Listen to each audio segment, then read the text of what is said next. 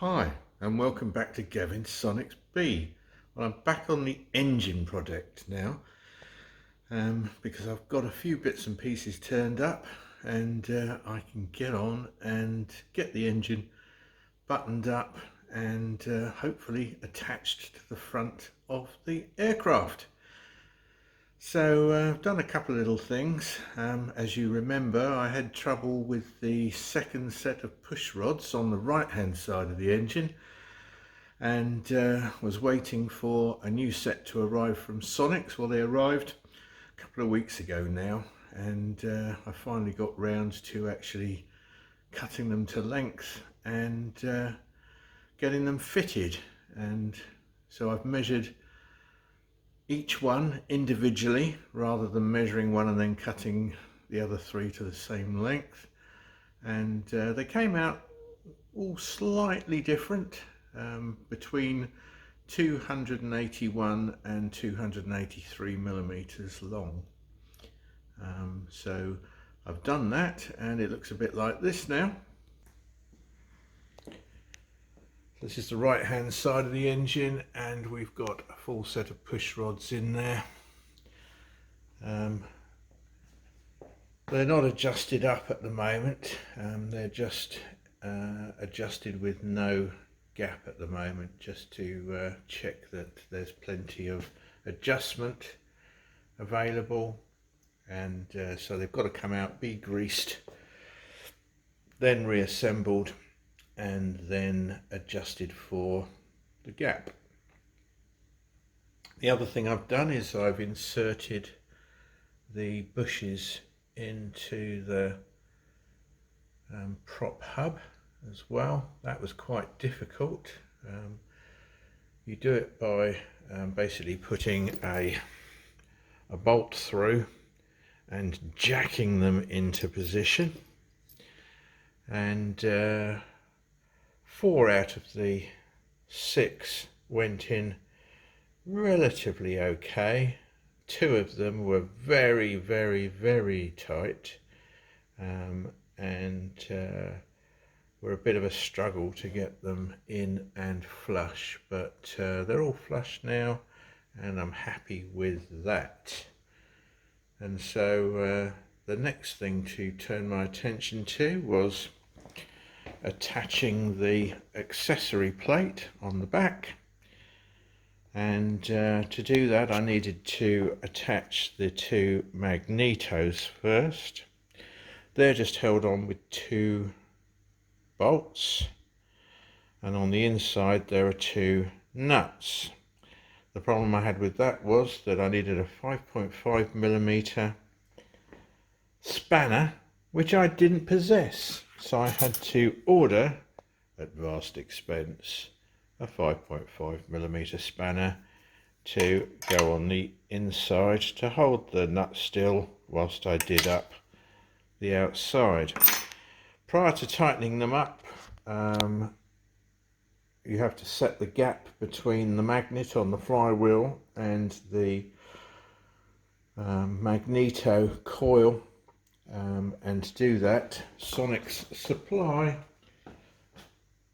a piece of 10 thou thick material which you slide in between the 2, and then press the magneto down on top, and then do the bolts up so that there's a 10 thou gap between the magnet and the magneto, and repeat that top and bottom.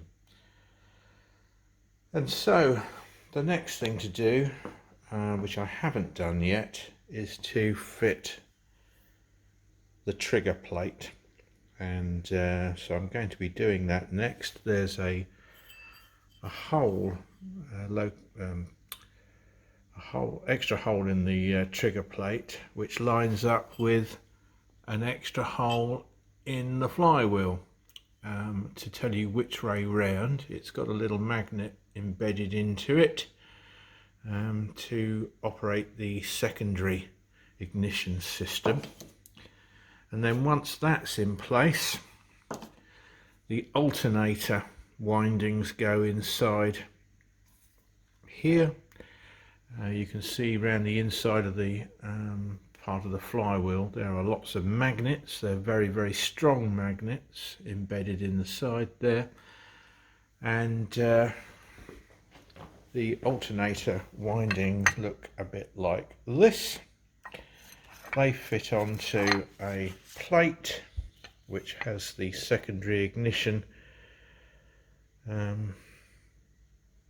sensors on the other side.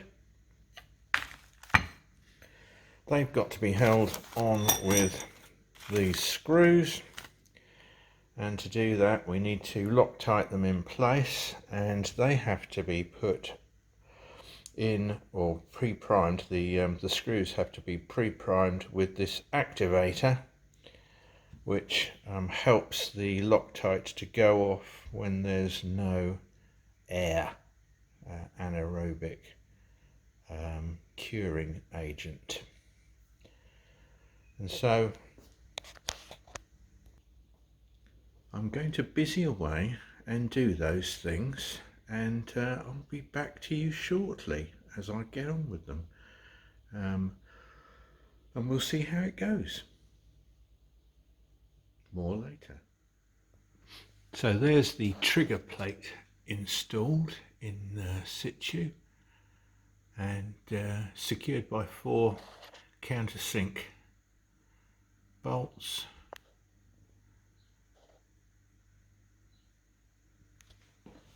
And so the next thing to do is to assemble the alternator windings onto the plate and then install it. So there's the alternator stator windings secured to the stator plate, and now that needs attaching to the accessory plate. This bit obviously staying stationary with the accessory plate and the magnets rotating with the flywheel. So there's the stator plate with the alternator stator on the other side installed in place and secured. And now you can see that the trigger plate boss is sticking out between the 2 pickups for the secondary ignition. And there we are. That's all looking good. So there I was, thinking I was making a lot of progress on the engine and it was looking good, and it was getting close to actually bolting it to the airframe, and then I thought I'd turn it over a few times by hand just to make sure everything was clearing and nothing to worry about, and this happened.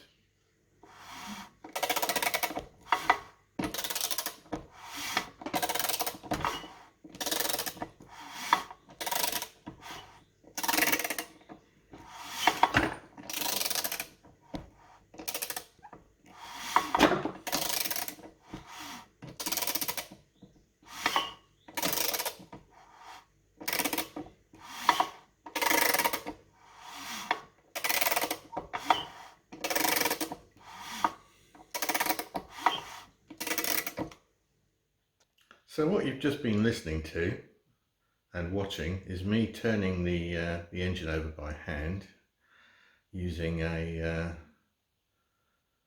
socket and wrench. And as you may have heard, every 180 degrees, so half a rotation of the crankshaft, it makes a little double click sound. And it's probably louder than it sounds on the video,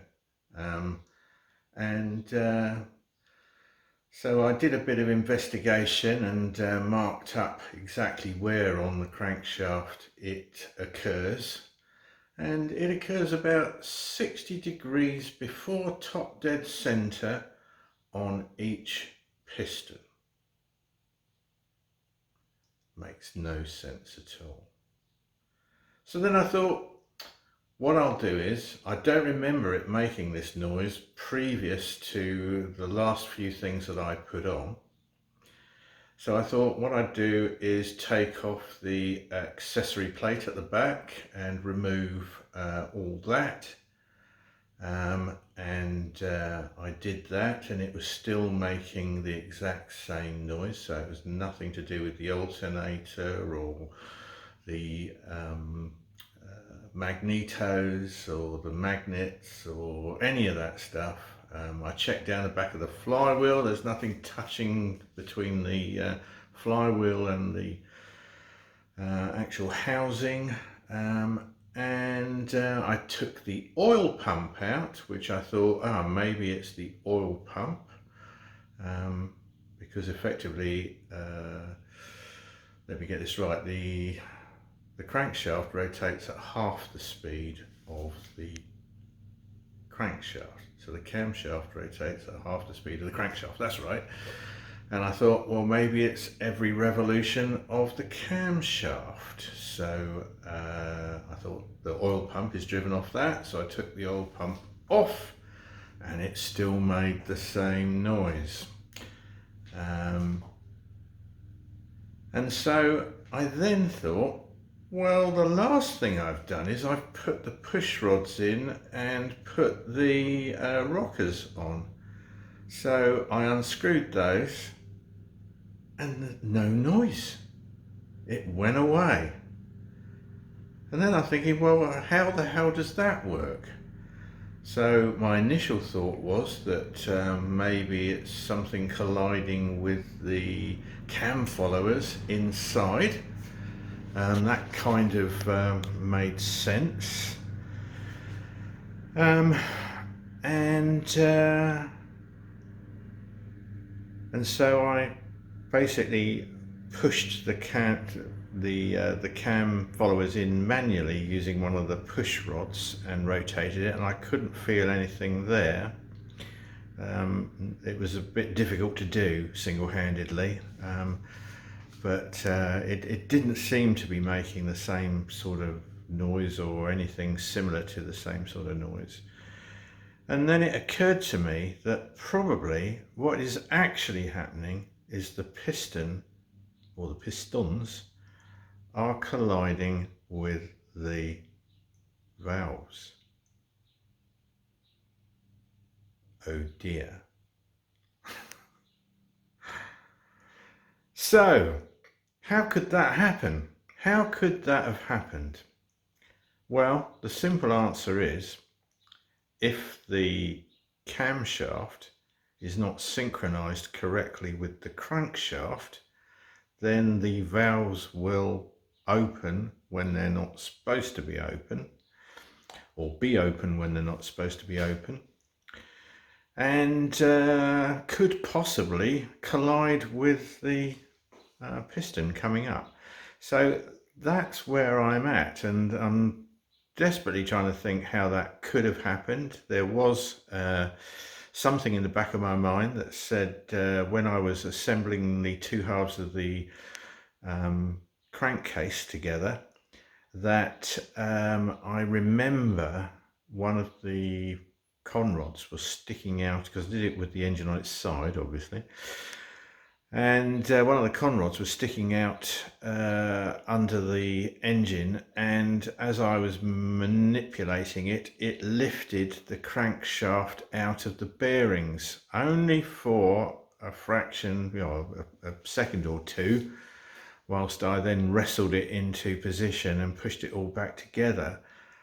But I don't remember rechecking whether the timing marks were actually still lined up, and it is possible that it disengaged the two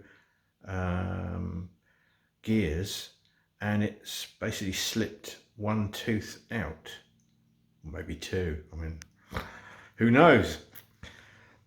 The upshot is there's only one solution, and the solution is to take it completely to pieces and put it back together again. Now, theoretically, if they are hitting the top of the pistons, the valves that is, when I take the heads off, there should be some marks. I say should be. It's a very tiny noise that is being made, and it doesn't impede the rotation of the crankshaft. It's a definite double click, and I am at a complete loss. If it's not that, why putting the push rods in and sticking the rocker arms on should make it make this noise, because there's nothing on the rocker arms that's going to make that noise. I did think that it was just possibly the gap on the tappet gap, so I adjusted them all so there was no tappet gap, and it still made the same noise. It made no difference at all. So I don't know, no, I kind of dropped anything inside, because it definitely only happens, it's quiet, and there's no noise at all when the push rods are not installed with the pressure on them from the valve springs. So, bugger is all I can say. I'm going to have to take it to bits, and I shall document it as I take it to bits, and let you have the pain of the journey with me. But anyway, these things are sent to try us, and what a pain in the bum. Anyway, got to get on with it now. Haven't been able to do anything for the last couple of weeks. Too much other stuff going on. Too many visitors coming and going. Too much work outside to do on the garden, the pool area, and everything else. Now, well, the weather wasn't good at the beginning of the year, and everything got delayed and is now colliding with visitors coming who want to sit out in the garden and swim in the pool and do all the things they usually do. But I have got some time coming up, and so I'm going to give it my best shot. So if anybody's got any really good ideas what this could be, let me know. Because I really don't want to take the engine apart. Having said that, by the time I've uploaded this, it's probably going to be in bits all over the bench again. I've moved back into Mother's room. So the engine is currently sitting on a chest of drawers at the moment, but I probably will get another bench out and stick it on that. Looks beautiful, doesn't it? Not for much longer. And then I've got some tools down here, and there is another issue which I won't bore you with at the moment, but I'll have a go at covering that on another video. It's to do with push rods. And there's more than one push rod design out there, and I've got some of 2 different types, and I'm a bit worried about the new ones that were sent to me by Sonex. Anyway, I'll save that for another video. See you later.